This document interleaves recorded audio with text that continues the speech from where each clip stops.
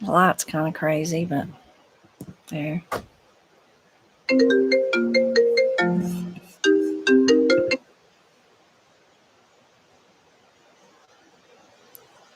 You see it yet?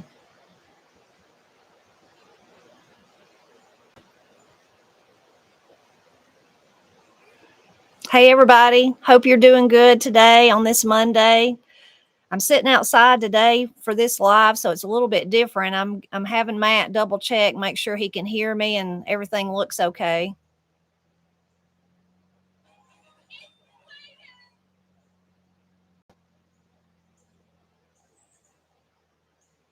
Okay, he says I'm good to go.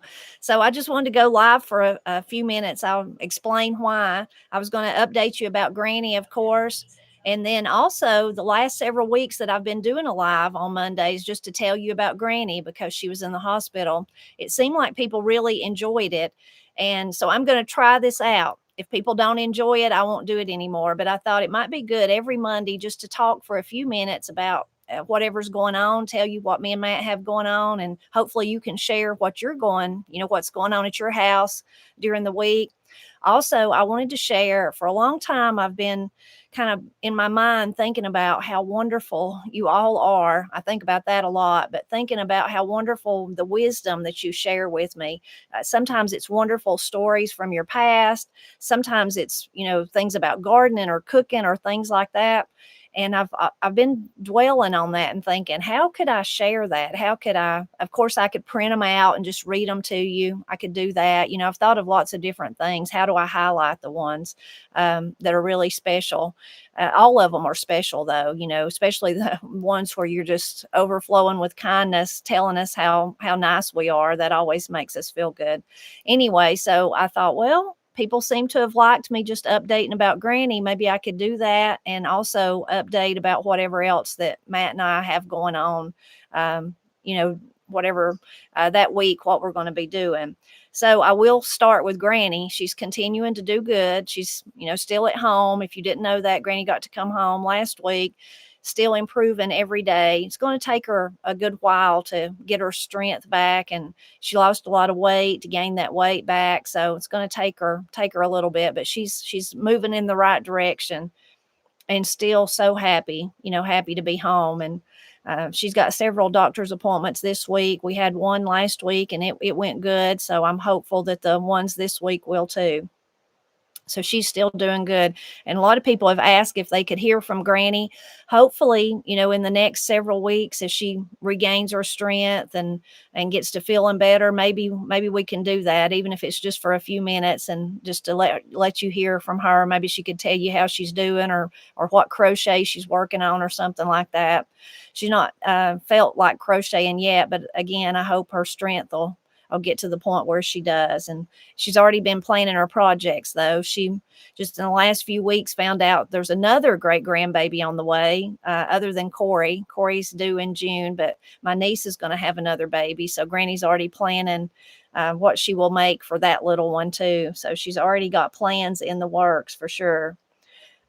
One other thing I wanted to share a little update about, I have in the past, it's an ongoing thing with YouTubers, is the crazy spammers out there. We have crazy spammers all the time. In the last few days, I've had another one. Now, what they do is they steal my photo so it looks like it's me. And usually they'll name their channel something like this time. It was Celebrating Appalachia 1. They put like a 1 or a period or something. And then they leave spammy comments. They want you to contact them or they, share some crazy link. That's never me. Just a reminder, I will never ask you to call me or to contact me on some other platform or something. Now, if you tell me, hey, Tipper, I have a recipe I want to share with you, how can I send it? Then I would say, hey, send it to my email and share my email. But I'm not just going to randomly ask you to contact me or anybody else. So look out for those spammers. And I've reported that one and banned them from the channel, but there'll be another one right behind them. It's just an ongoing thing that YouTubers have to worry about. So, but don't ever click on anything like that. Just don't ever do it because they're just trying to, I don't know if they're trying to get your money or just hack your computer or what they're doing or just sell you something crazy, but it's definitely not me. I was going to talk about my cookbook a little bit just for local people. Recently, I found out I'm sitting outside, so you're going to hear a car. Corey's coming up the driveway here. Anyway, I recently found out, or well, I knew it was in the works, but I recently found out that they have it. Is Alexander's in Blairsville, Georgia. They now have mine and Jim's cookbook. So if you're at Alexander's, you can get a copy of the book or at least see it if you want to. If you've never been there, that's a great place to visit. It's kind of, in a way, similar to the Mass General stores if you've ever been to one of them, because it has all kinds of stuff. It's got clothes and shoes and things like that. It's got little kind of things like my cookbook. It's got a whole, if you're into hunting and things like that, it's got a whole hunting and gun section. It's got furniture. You can buy furniture. My furniture come from Alexander's. Actually, the set before that, in other words, my living room suite, it come from Alexander's too. So it's just a good place to go, and kind of something for everyone. And I know the people that own it, and they're really wonderful and nice people. So if you go to Alexander's, you can say hey to them and tell them that Tipper sent you. And hopefully, I've talked to them about doing a cookbook signing there. Maybe that'll work out. Also, my brother Steve works there in the gun department. So if you go, you can say hello to Steve. So I wanted to let people, though, that are local know that that's another place that you can pick up the cookbook. So what have we got going on this week? Well, I wish I could say every day we're going to be in the garden planting, but we've had so much rain in the last few days, and it's just forecasted to continue the rest of the week. Matt and I are so anxious to get in that big garden and plant our corn, but can't plant it in the rain, so we're not gonna be able to do that until it dries out some. It has been really good for the things we did have planted, all those things. I've noticed a lot of my little flowers coming up, and by the end of the week, maybe some of those beans that we planted will be coming up. So I'll be sure to do a little update on that too when I can, when the rain lets up enough to let me out in the garden. I hope, though, that you'll share what you've got going on this week too. If it may be raining where you're at, and you may not be able to be into the garden either. I wish I had Corey here with me. She did just pull up. She's went in the back way, but she could help me with the questions. I'm sorry I can't answer them while I'm doing this, but I will afterwards. I'll come back and answer them. I do see one. How's Katie and Ira doing? They're both doing really good, really good.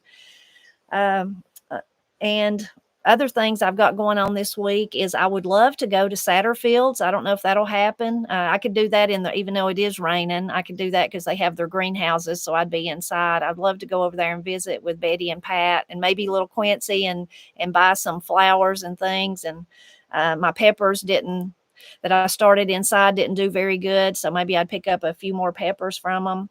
So I'd love to do that this week. If I do get to go, I'll be sure to share a video about that. Oh, another thing I wanted to talk about or mention to you.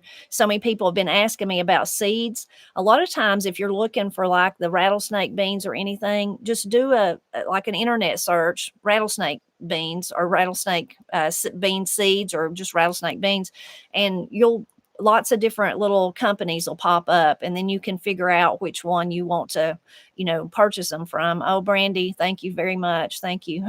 You're so kind. Thank you. But one of my favorite places to buy seeds is M.I. Gardner. And somebody had recently said, thank you for telling me about M.I. Gardner. Their seeds are fantastic. I bought them for several years. They have really good germination and all that, a really good variety there. And they're very, very affordable, very affordable. So you can check out M.I. Gardner if you've never visited. They have a nice website too and lots of information. And he does videos on YouTube too. So you may have seen them there, but teaches about gardening. So really, really good place to actually get some of the seeds. Okay, now the two things I wanted to share from you, and of course I've got out here and didn't bring my phone. I wonder if Matt's still listening to me. If not, I'm going to have to run get it. I had them saved in my phone. I guess I'm going to have to go get it. I'll be right back.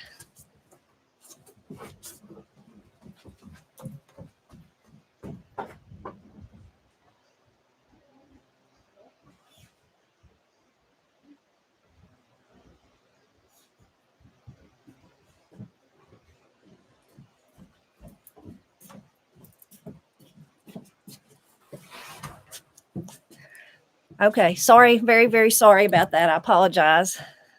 I was going to do the live inside and then that didn't work out. So then when I come out here, I forgot my phone. So let me see if I can find what I was going to share. So the first few was about just I love gardening tips that everybody shares their tips. I've learned so much from all of you. I just appreciate everything that you leave and that you all the tips and tricks and what works for you and what didn't work. All that's so helpful. Gardening is wonderful and really dear to my heart. Growing food for my family, and I'm a firm believer. I've shared this before, and you should learn as much as you can, but the best way to actually learn what works for you is just to plant at your house, because everybody's got their own little microclimate. What does really good for you may not do any good for me. What does really good for me may not do any good for you. It's, depends on the soil and the weather and all those kind of things.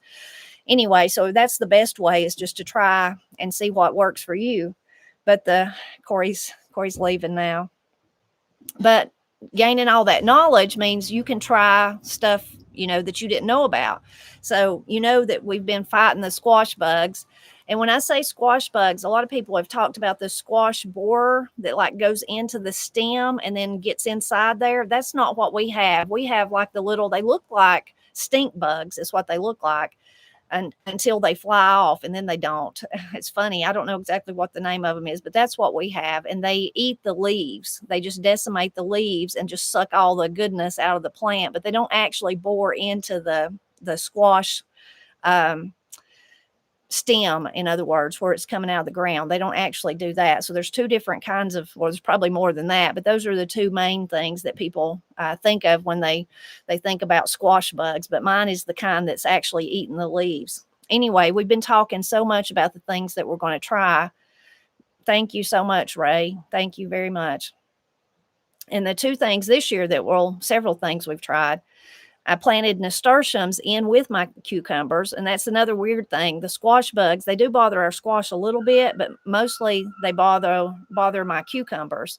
But I planted nasturtiums in them, and then I planted radishes around them because that was two things people had told me that I should try. You can hear the holler beagle. He's on the trail of something. He's going up the holler. Here behind my house, chasing a rabbit, maybe. No, I think they're chasing Binks. That's what it is. But I think Binks just run into the basement. I see there's the two dogs. I see him go back into the woods now. Okay, Binks escaped. I think Binks likes that game. He likes to play with them and then run.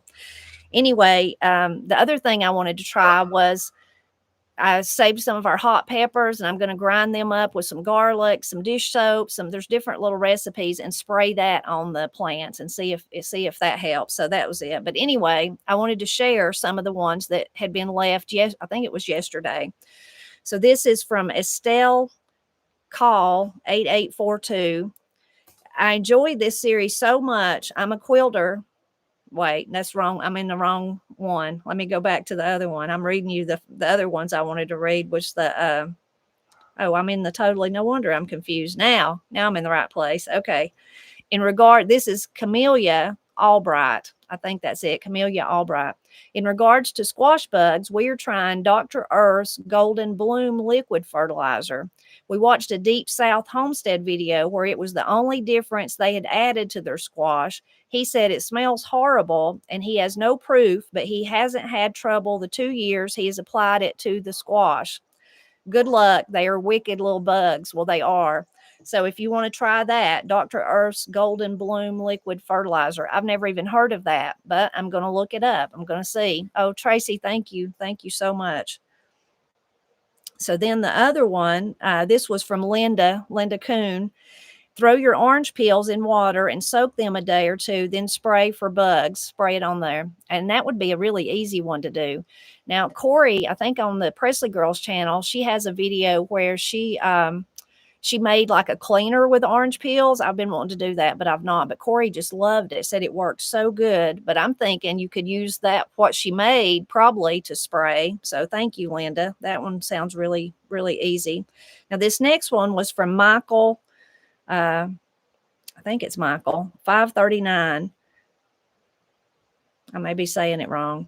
Anyway, let's see. I collect up a good sized handful of tomato leaves. I macerate those tomato leaves, pour boiling water over them, then let it steep overnight.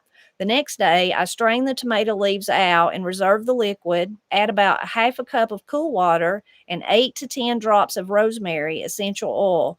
Shake well and spray on any of the squash bugs. And I've cut off the, let's see if I can figure out how to,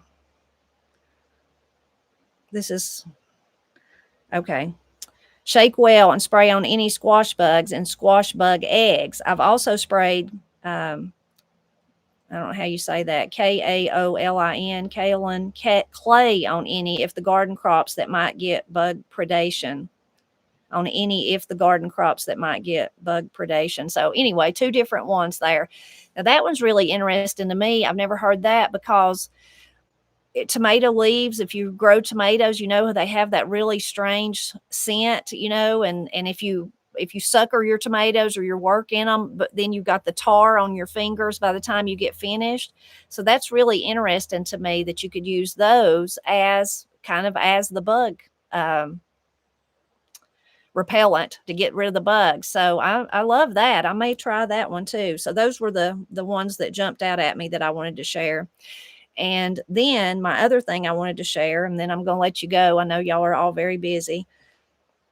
Like I said, so much wisdom that you share in the comments. And a lot of times it's the tangible things like that, like instructional kind of how to, or, what would help, whether it's cooking or gardening or whatever it is. But often it's really wise sayings. I have a video on wisdom.